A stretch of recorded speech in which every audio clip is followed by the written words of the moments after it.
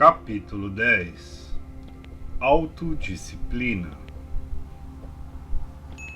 A que tipo de preparação uma pessoa deve se submeter antes de ser capaz de avançar com definição de propósito? A pessoa deve ter domínio sobre si mesma. Este é o segundo dos 7 princípios. A pessoa que não domina a si mesma jamais poderá ser líder de outras. A falta de autodomínio é por si só a forma mais destrutível de indefinição. Por onde uma pessoa deve começar quando ela quer iniciar um controle sobre si mesma? Dominando os 3 apetites responsáveis pela maior parte da falta de autodisciplina das pessoas. Os 3 apetites são o desejo por comida, o desejo pela expressão do sexo e o desejo de expressar opiniões imprecisas. O homem possui outros apetites que ele necessita controlar? Sim, muitos outros, mas esses 3 são os que devem ser conquistados primeiro. Quando um homem torna-se mestre desses 3 desejos, ele desenvolveu autodisciplina o suficiente para conquistar todos aqueles desejos de menor importância. Mas esses desejos são naturais. Eles devem ser satisfeitos se a pessoa está saudável e feliz. Tenha certeza de que eles são desejos naturais. Mas eles também são perigosos, porque as pessoas que não possuem autodomínio possuem uma tendência a se alienarem nesses desejos, tornando-os vícios. O autodomínio contempla um controle suficiente, tal que todos os desejos podem ser satisfeitos de forma a cumprir com as necessidades básicas, alimentando o corpo com o que é necessário e segurando aquilo que é excesso. O seu ponto de vista é tanto interessante quanto educacional. Descreva os detalhes pelos quais eu possa entender como e em quais circunstâncias as pessoas se excedem nos seus desejos. Pegue o desejo por comida, por exemplo. A maioria das pessoas é tão fraca na autodisciplina que enche o estômago com combinações de alimentos altamente ricos, que por sua vez satisfazem o gosto, mas fazem com que os órgãos da digestão e da eliminação trabalhem em excesso. Eles colocam em seus estômagos tanta quantidade quanto combinações de comidas, as quais a química do corpo somente consegue descartar, convertendo a comida em toxinas venenosas. Esses venenos entopem e ficam estagnados no sistema excretor do organismo, até o momento que ele diminui o trabalho do organismo na eliminação dessa matéria de sobra. Após um tempo, o sistema gastrointestinal para de funcionar de forma saudável e a vítima acaba tendo o que se chama de constipação. A partir daí, ela está pronta para ir para o hospital. A autointoxicação pelo sistema gastrointestinal leva a máquina do cérebro a tornar-se algo como uma massa disforme. A vítima então fica lenta nos seus movimentos físicos e mentalmente irritada e irrequieta. Se essa pessoa pudesse dar uma olhada e pudesse sentir o cheiro do seu sistema gastrointestinal, ela teria vergonha de se olhar no espelho. Os sistemas excretores das cidades não são os lugares mais agradáveis, quando eles tornam-se sobrecarregados ou entupidos, mas eles são limpos e suaves quando comparados ao sistema gastrointestinal quando está sobrecarregado ou constipado. Essa não é uma história bonita para ser associada ao ato agradável e necessário de comer, mas as coisas são como são, e neste caso, conclui-se que comer em demasia e combinar alimentos de forma errada é o que causa a autointoxicação.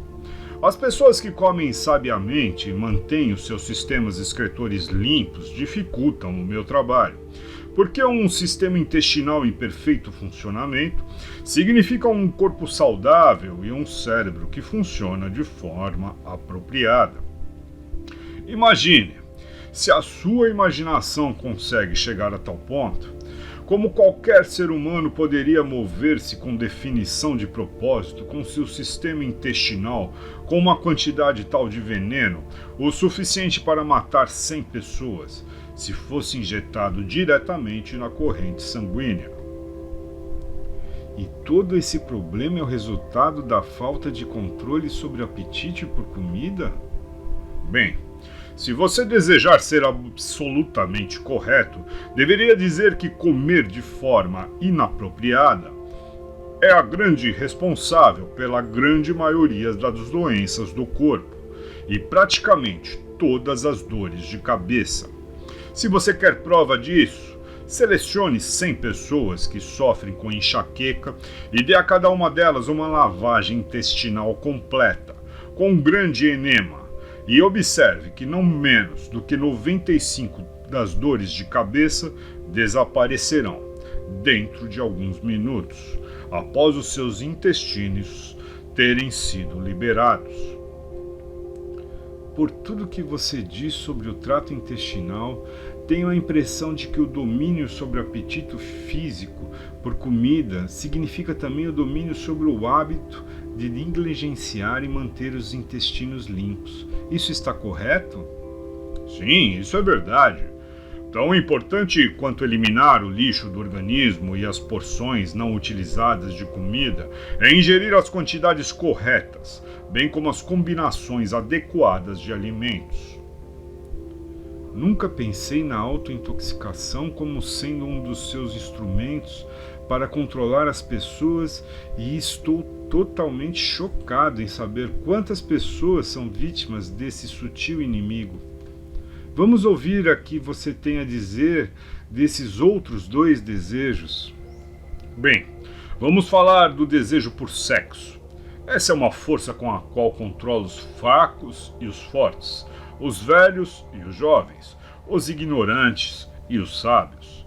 Na verdade, domino todos aqueles que negligenciam em dominar o desejo por sexo. Como se pode dominar a emoção do sexo? Pelo simples processo de transmutar essa emoção em alguma forma de atividade que não seja a cópula. Sexo é uma das grandes forças que motivam os seres humanos. Devido a esse fato, ela também é uma das forças mais perigosas. Se os seres humanos conseguissem controlar os seus desejos por sexo e os transmutassem em uma força propulsora pela qual eles conseguissem utilizar em suas ocupações, ou seja, se eles gastassem no seu trabalho metade do tempo que eles perdem à procura de sexo, eles nunca conheceriam a pobreza. Pelo que estou entendendo, quer dizer que existe uma relação entre sexo e pobreza? Sim, onde o sexo não está sob controle. Se for permitido ao sexo mover-se em seu curso natural, ele rapidamente levará a pessoa ao hábito da alienação. Existe alguma relação entre sexo e liderança? Sim, todos os grandes líderes, em todos os caminhos da vida, são altamente sexuados, mas eles seguem o hábito de controlar os seus desejos por sexo, transformando-os em uma força propulsora que os motiva nas suas ocupações. O hábito da indulgência no sexo é tão perigoso quanto o hábito de utilizar drogas ou bebidas? Não há diferença entre esses hábitos. Ambos levam para o controle hipnótico, através do hábito da alienação. Por que o mundo olha para o sexo como algo vulgar? Devido ao abuso vulgar que as pessoas fizeram dessa emoção. Não é o sexo que é vulgar, é o indivíduo que negligencia ou se recusa a controlá-lo e guiá-lo. Você quer dizer, pela sua afirmação, que não se deve satisfazer o desejo por sexo? Não, eu quero dizer que sexo, como todas as outras forças disponíveis para o homem, deve ser entendido, dominado e feito para servir ao homem. O desejo por sexo é tão natural quanto o desejo por comida.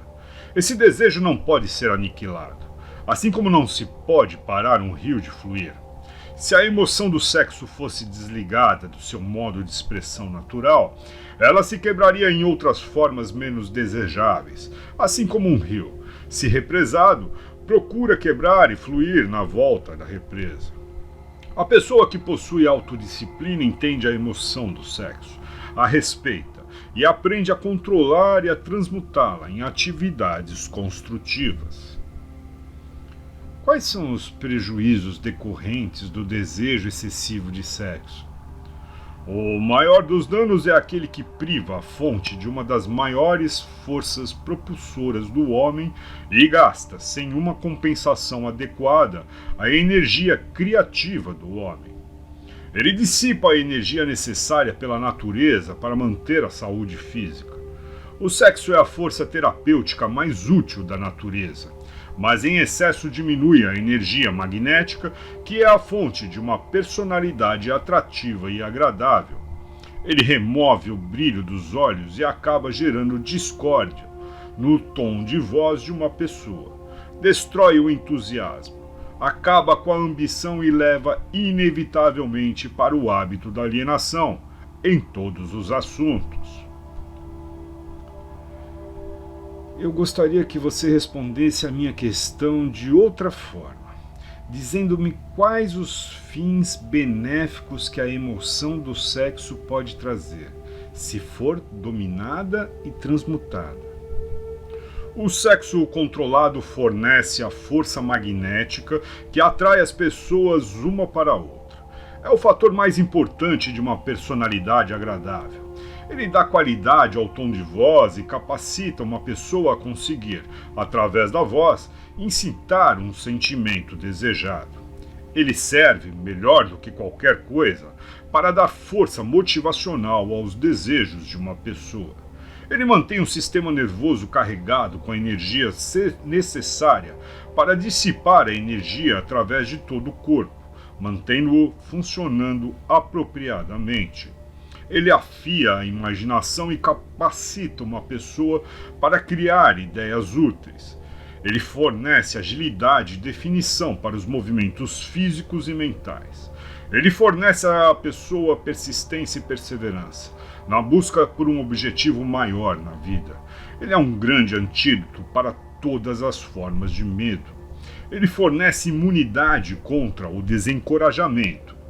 Ele fornece resistência física e mental nos momentos em que se passa por alguma forma de fracasso ou revés. Ele fornece as qualidades necessárias para lutar sob quaisquer circunstâncias, aumentando a capacidade de autodefesa. Em resumo, ele faz vencedores e não perdedores. Essas são todas as vantagens que você afirma estarem relacionadas à energia do sexo controlado? Não, elas são somente alguns dos benefícios mais importantes que ele fornece. Talvez alguns acreditarão que a maior de todas as virtudes do sexo é que ele é o método que a natureza utiliza-se para a perpetuação de toda a vida no planeta. Só isso já deve remover todo e qualquer pensamento que leve a crer que o sexo seja algo vulgar. Pelo que estou entendendo, baseado no que você diz, a emoção do sexo é uma virtude e não uma falha. Ela é uma virtude quando controlada e direcionada para obter fins desejáveis.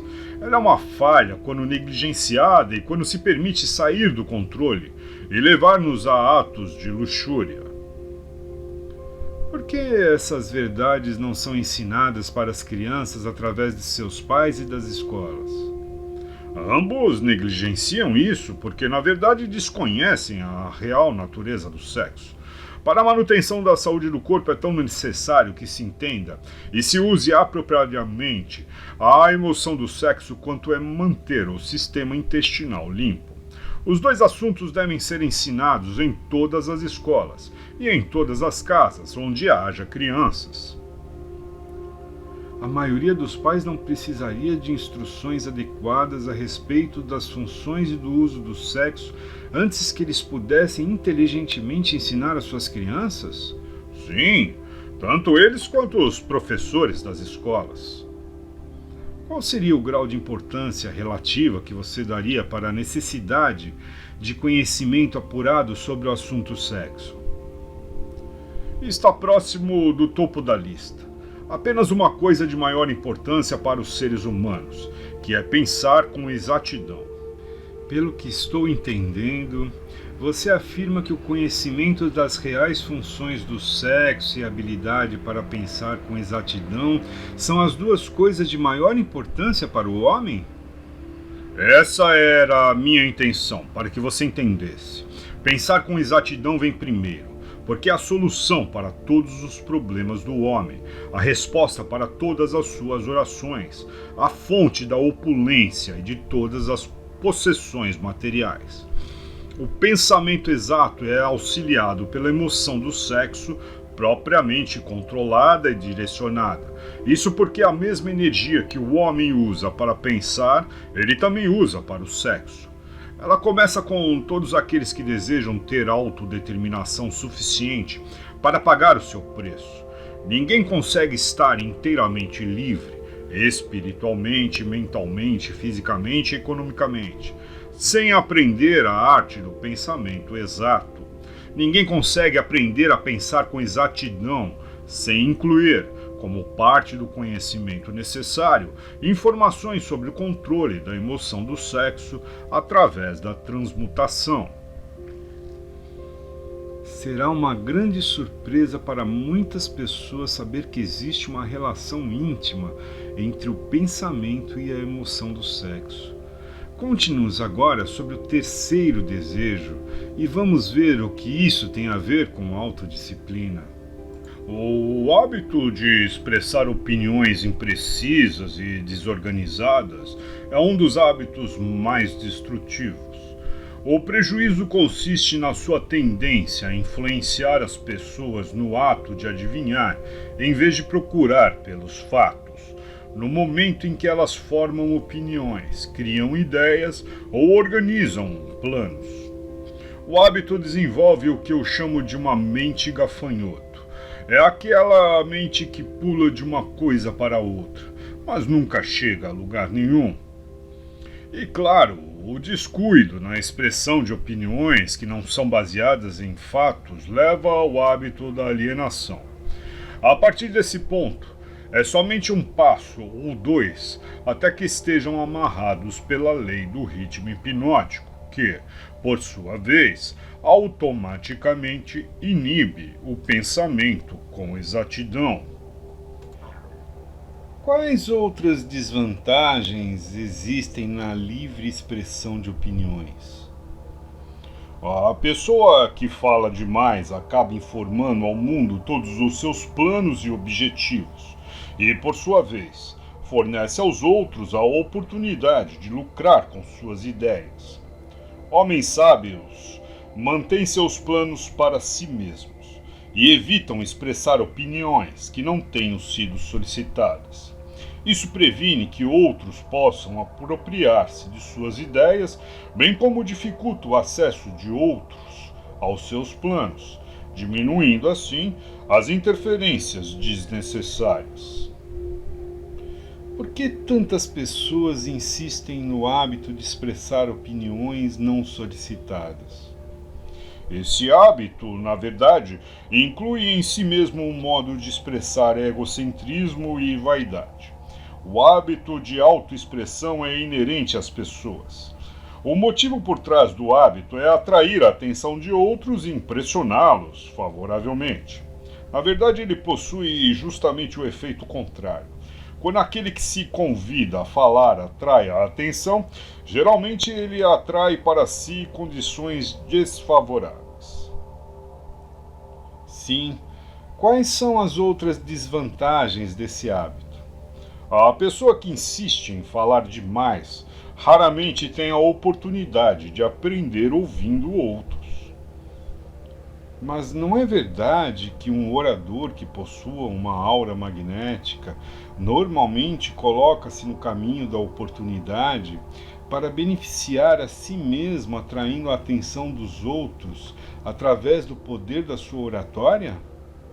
Sim, um orador que possui o dom da fala realmente possui um ativo de tremendo valor na habilidade de impressionar as pessoas pelo seu discurso, mas não consegue fazer o melhor uso desse ativo se forçar o seu discurso em pessoas que não solicitaram a sua fala.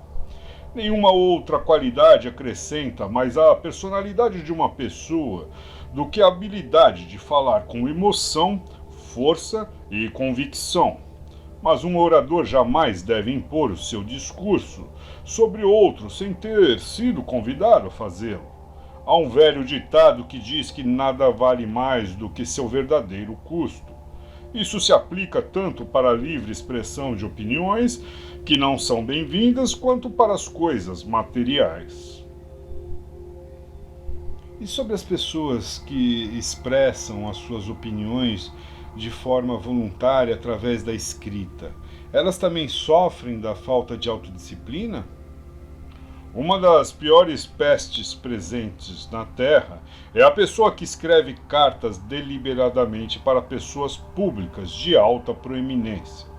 Políticos e estrelas do cinema, homens que foram bem-sucedidos nos seus negócios, ou até mesmo os escritores dos livros best-sellers, e ainda pessoas cujos nomes aparecem seguidamente nos jornais, são frequentemente assediados por aqueles que escrevem cartas expressando as suas opiniões dos mais diversos assuntos. Mas escrever cartas não solicitadas é uma forma inofensiva de encontrar o prazer através da autoexpressão, não é? Que tipo de dano uma pessoa pode causar por esse hábito? Hábitos são contagiosos. Todo hábito atrai um conjunto de hábitos relacionados.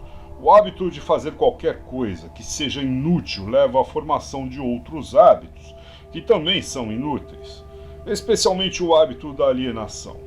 Mas esses não são todos os perigos associados com o hábito do prazer em escrever opiniões não solicitadas. O hábito cria inimigos e coloca em suas mãos armas perigosas pelas quais podem causar grandes transtornos àqueles que insistem em mantê-los. Ladrões, estelionatários e vigaristas pagam altos preços pelos nomes e endereços de escritores desse tipo de cartas, porque, conhecendo-os como eles os conhecem, acabam tornando-se vítimas fáceis de todas as formas de esquemas que resultam na perda do seu dinheiro. Eles referem-se aos escritores de tais cartas como doidos.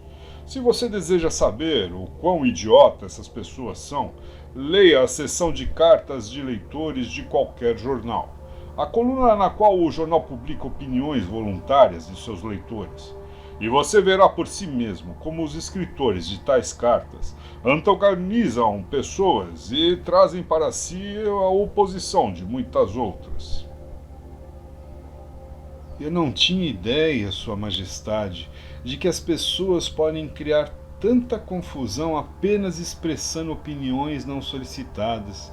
Mas agora que você trouxe o assunto à tona, lembro-me de ter escrito para o editor de uma proeminente revista uma carta de crítica, que obviamente não havia sido solicitada, e que no futuro custaram-me um belo trabalho e um emprego na sua empresa, que me geraria um alto salário. Esse exemplo é perfeito. O lugar adequado para começar a autodisciplina é exatamente onde você está. O modo para começar é exatamente reconhecendo a verdade de que não existe nada para sempre, ou nada de diabólico, exceto o poder da lei natural, em toda a criação e em todos os universos. Não existe nenhuma personalidade individual, onde quer que seja, através de todos os universos, que possua o mais ínfimo poder para influenciar um ser humano, exceto a natureza e as próprias pessoas, por si mesmas. Não existe ser humano algum, agora, vivendo, ou a que já venha vivido, e absolutamente ser humano algum que venha viver em qualquer ponto do planeta, que tenha direito ou poder de privar o outro de seu privilégio de exercitar o pensamento livre e independente. Esse privilégio é o único sobre o qual qualquer pessoa pode ter controle absoluto. Nenhum ser humano adulto jamais perde o direito da liberdade de pensamento, mas muitos perdem os benefícios desse privilégio, ou por negligenciá-lo, ou porque já foi tirado deles por seus pais ou instrutores, antes mesmo da idade do entendimento. Essas verdades são autoevidentes, mal menos importantes, pelos simples fatos de terem sido reveladas a você pelo diabo e não pela minha oposição. Mas no que as pessoas vão se sustentar no momento de uma emergência, quando elas não souberem para onde nem a quem apelar? Deixe que elas se apoiem na única fonte de força disponível para qualquer ser humano. E o que é essa força? Eles mesmos, a força dos seus próprios pensamentos, a única força que eles podem controlar e na qual eles devem se sustentar. A única força que não pode ser nunca pervertida, modificada, mexida e falsificada por outros seres humanos mal intencionados. Tudo o que você diz parece lógico, mas por que eu deveria vir justamente para o diabo para descobrir tais verdades tão profundas? Vamos voltar para os 7 princípios. Você revelou informação suficiente que mostra claramente que o segredo de como quebrar o poder do ritmo hipnótico está justamente embutido nos 7 princípios. Você mostrou também que o mais importante de todos esses princípios é a autodisciplina. Agora, vá em frente e descreva os outros 5 princípios que você ainda não mencionou e indique quais são as suas funções para auxiliar uma pessoa e adquirir a autodisciplina. Primeiro, deixe-me resumir essa parte da minha confissão revelada até o presente momento. Eu lhe contei francamente que meus 2 instrumentos mais efetivos para dominar os seres humanos são o hábito da alienação e a lei do ritmo hipnótico. Mostrei a você que se alienar não é uma lei natural, mas um hábito feito pelo homem que o leva, por sua vez, a submeter-se à lei do ritmo hipnótico. Os 7 princípios são os meios pelos quais os homens podem quebrar o padrão do ritmo hipnótico e assumir novamente o controle de sua própria mente. Como você pode ver dessa forma, os 7 princípios são os 7 passos que levam as vítimas do ritmo hipnótico a abrir a fechadura de suas prisões autoimpostas. Os 7 princípios são a chave mestra que abre as portas para a autodeterminação espiritual, mental e econômica? Isso é verdade? Sim, essa é outra forma de dizer a verdade.